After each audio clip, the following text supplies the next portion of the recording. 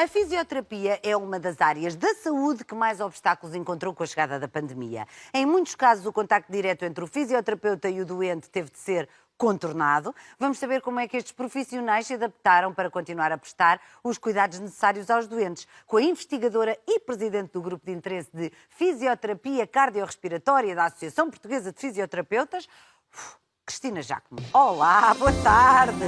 Bolas, que título! Quase parecido um Duarte de Bragança, nosso, não é? É assim um título muito grande. Cristina, bem-vinda, obrigada por estar connosco.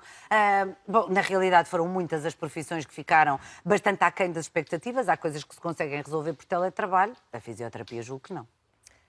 É verdade, é que também Boa podemos tarde. trabalhar em teletrabalho. E como é que foi? Obrigada pela oportunidade de estarmos aqui na sua companhia. Sem dúvida que um desafio foi enorme para todos os profissionais de saúde e a fisioterapia não ficou de fora desse grande desafio que foi a Covid-19. Uma das grandes preocupações que nós tivemos foi, como é que vamos apoiar estes doentes que estão com Covid neste momento e que alguns vão precisar de cuidados hospitalares e mesmo nas unidades de cuidados intensivos, de que forma é que nós, de forma segura para os doentes e para nós, cuidando da nossa saúde, podemos apoiá-los. E, por outro lado, o que é que vai acontecer aos nossos doentes que nós já acompanhamos recorrentemente, com doenças respiratórias e cardíacas crónicas, que vão ficar em casa sem o nosso apoio. E é verdade que as diretrizes, mesmo internacionais, ainda são muito vagas nesta questão da telereabilitação, mas já existem alguns exemplos da investigação, e que é onde eu me sinto mais confortável, que já fizeram algumas experiências de aplicar fisioterapia através dessa tecnologia, que obviamente implica sempre algumas sessões presenciais para a avaliação dos doentes, mas que tem já demonstrado alguns resultados positivos. E o que é isto da fisioterapia cardiorrespiratória? Sem dúvida que não é uma das áreas da fisioterapia mais conhecida. Claro. É normal reconhecermos o fisioterapeuta. Mas é uma das mais importantes, não é? Mas sem dúvida é muito importante e cada vez está a ser mais importante, porque há um crescimento enorme das doenças cardíacas e respiratórias em todo o mundo e em Portugal não é diferente.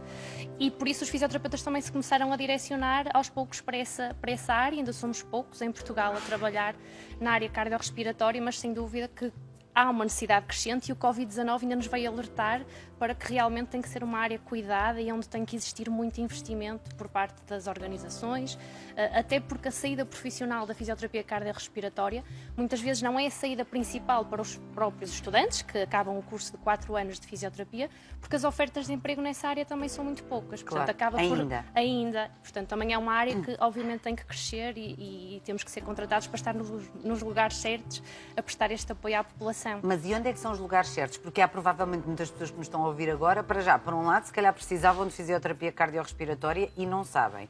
E depois, desconhecem também onde é que podem encontrar estes profissionais. Sem dúvida que a nossa presença nos hospitais e mesmo nos cuidados primários, nos centros de saúde, onde as pessoas vão com as suas questões mais rotineiras, junto do seu médico e enfermeiro da família, era importante existirem, já existem fisioterapeutas nos cuidados primários, mas ainda são um número reduzido, portanto, sem dúvida, temos que entrar logo nessa primeira linha de acesso aos cuidados de saúde.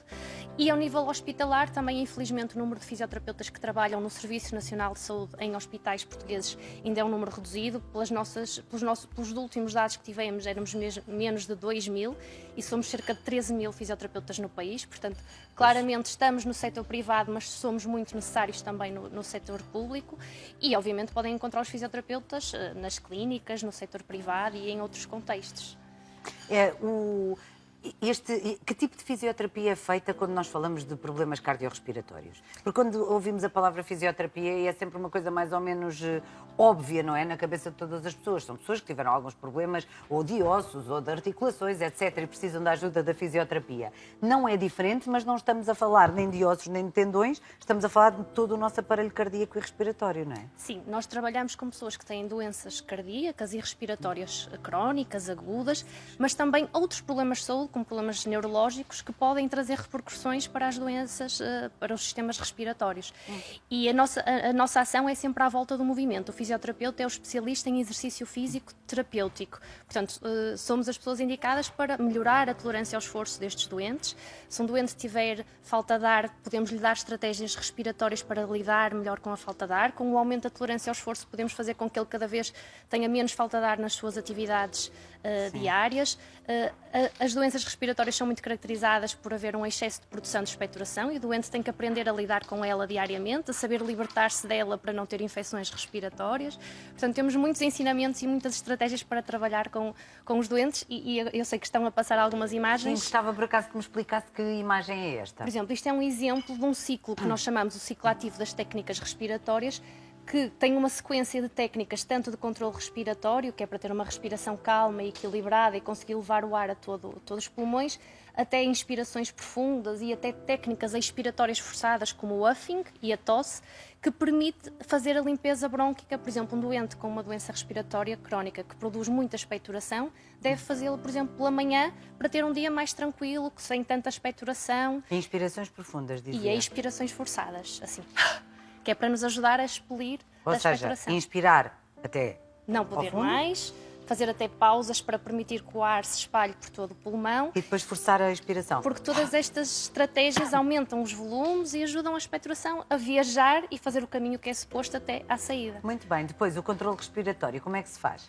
Por exemplo, o controle respiratório é suposto ser um momento de pausa e de reequilíbrio, porque as inspirações profundas e as expirações forçadas são muito exigentes para o paciente, ele poderá ficar cansado, e o controle respiratório são 2, 5 ciclos em que ele volta a sentir uma tranquilidade maior, volta a reequilibrar as trocas gasosas, para depois voltar novamente a... E o ciclo pode ser repetido mais do que uma vez, até que o doente sinta, ok, já estou preparado para começar o meu dia. É como tomar um medicamento pela manhã ou fazer um inalador, é Sim. algo que vai fazer parte da vida das pessoas. Ora, que bom. Huffing, Foi a estratégia que eu fiz. É Não o é uma tosse força. verdadeira, Sim. mas precisamos dos nossos músculos expiratórios para criar uma aceleração da saída do ar. Em vez de ser uma expiração calma, como normalmente fazemos, vamos acelerar a velocidade do nosso ar à saída e isso vai ajudar as secreções a viajar melhor. ora bem, quem sabe, sabe.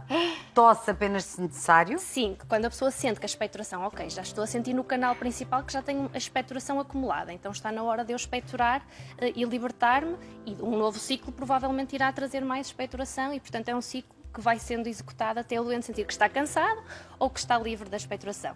Mas isto não é de toda... Para se fazer em casa sem acompanhamento, não é? Os doentes... O tratamento de eleição são programas de reabilitação respiratória, em que nós ensinamos os doentes a conviver com a sua doença e temos uma secção enorme de exercício físico em que fazemos treino aeróbio, treino de fortalecimento muscular, treino até de fortalecimento dos nossos músculos inspiratórios e expiratórios e, obviamente, isto é uma das técnicas que os doentes aprendem e que depois poderão fazer em casa. Ora, que maravilha. Vou falar com alguém que está no terreno. E que, portanto, sabe exatamente de que é que estamos a falar quando falamos desta questão e essencialmente da questão do Covid. Vítor Hugo Azevedo é fisioterapeuta, está neste momento a trabalhar precisamente nesta área e gostava de falar com ele agora. Olá, muito boa tarde, Vítor Hugo. Olá, boa tarde. Olá, boa tarde. Bem-vindo à nossa tarde. Muito obrigado. Muito bem, Vítor Hugo, nós, se calhar são muitas as pessoas também que, assistindo à nossa tarde, sabem de que é que estamos a falar hoje pela primeira vez quando falamos de fisioterapia cardiorrespiratória. O Vítor Hugo é fisioterapeuta e está precisamente a lidar com doentes Covid. Em primeiro lugar, gostava de lhe perguntar, antes de falar sobre a sua profissão em particular, onde é que está a trabalhar e de que forma é que está a ver estas evoluções por estes tempos? Ok.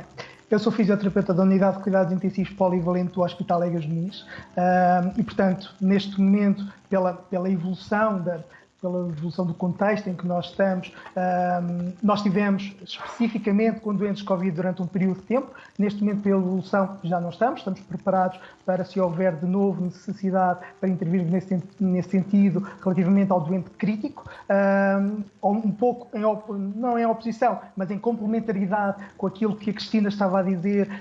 Vocês estavam a falar um pouco sobre o contexto crónico, o contexto, inclusivamente, desde os cuidados de saúde primários, inclusivamente depois aos programas de reabilitação respiratória e reabilitação cardíaca, onde o fisioterapeuta tem, de facto, um papel muito importante e é muito, muito conhecido, já começa cada vez a ser mais conhecido neste contexto. Muito bem, e é um dos profissionais mais presentes nestes programas. A minha realidade é um pouco diferente, eu trabalho, desde sempre trabalhei com o doente crítico e com o doente agudo, desde serviço de urgência até a unidade de cuidados intensivos, e portanto A minha realidade neste contexto tem muito a ver com o componente que falava, com o componente respiratório, com a questão das secreções brônquicas, que está muito ligado, classicamente, e que toda a gente sabe, está muito ligado à questão dos fisioterapeutas, mas também, se pensar naquilo que é um doente que acaba por necessitar de ventilação e acaba por precisar de estar algum tempo acamado, imobilizado, existem muitas sequelas, existem muitas complicações que não são só relacionadas com as questões. Estamos a falar da perda de força muscular e da fraqueza adquirida neste contexto, na unidade de cuidados intensivos, em todo o descondicionamento e da perda também das capacidades funcionais, ou seja, da capacidade da pessoa ser autónoma, de andar como quer, de andar à vontade, de ter, portanto, todas essas consequências que acabam por vir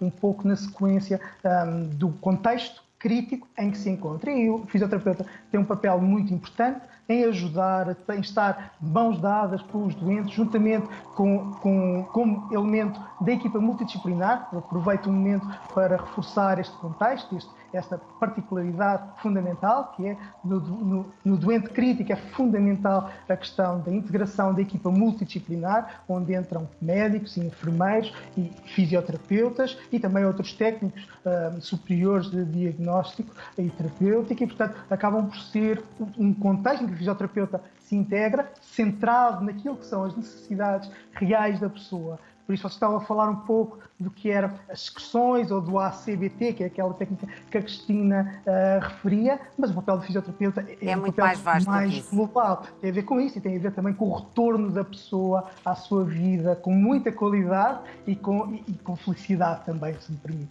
E que é o mais importante de tudo. Vítor Hugo, muito obrigada.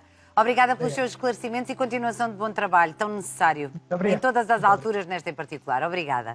Obrigado. Boa tarde. Cristina, assim em jeito de remate da nossa conversa, sei que os fisioterapeutas, por exemplo, destas unidades e não só, para contornar a frieza a que esta doença obriga, a Covid-19, acabam por personalizar as máscaras, as batas, para que as coisas se tornem um bocadinho mais próximas. É assim?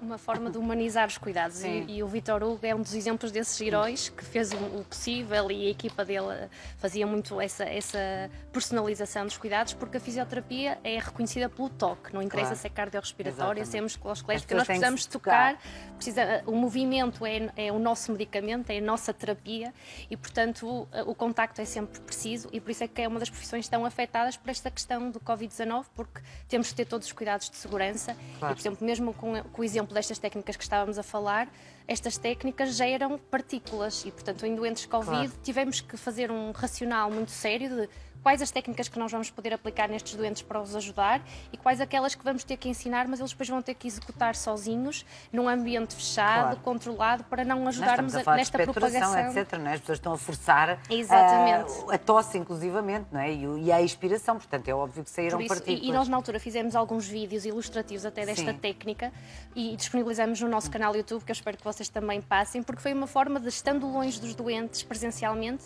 numa fase inicial, eu dei à produção, é o grupo de interesse em fisioterapia cardiorrespiratória, é mesmo o canal do YouTube do nosso grupo, de forma a estarmos mais próximos da população em geral e principalmente dos doentes que, não precisando de cuidados hospitalares, ficaram em internamento domiciliário. Muito bem.